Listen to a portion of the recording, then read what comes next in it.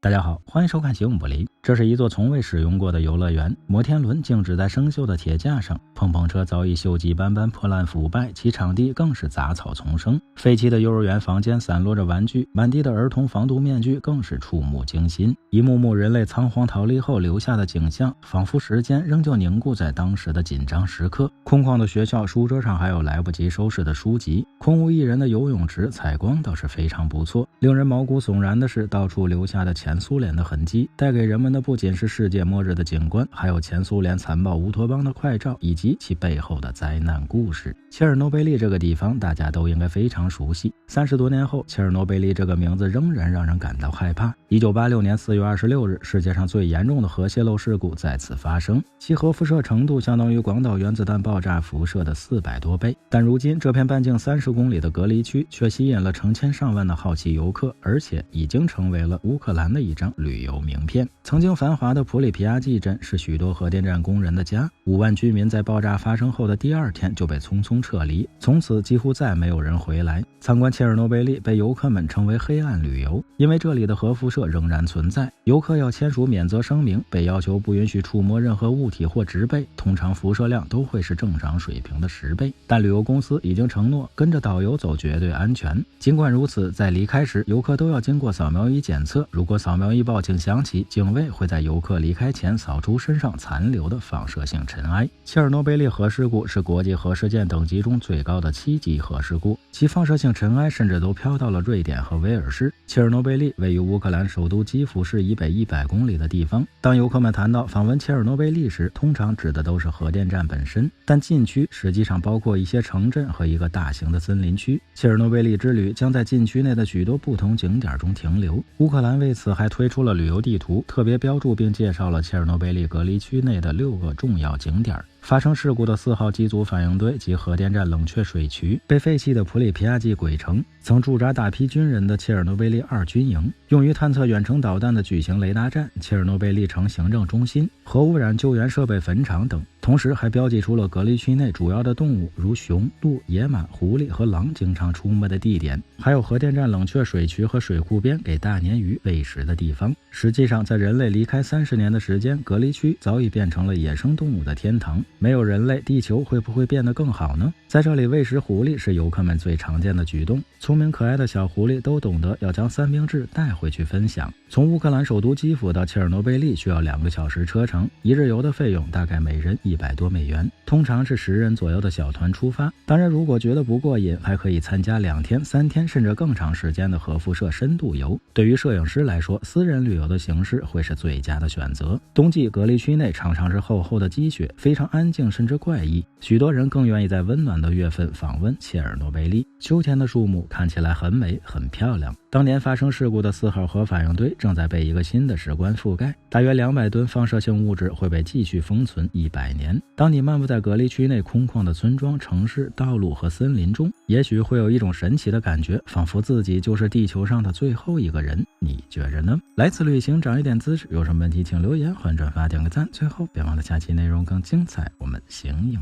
不离。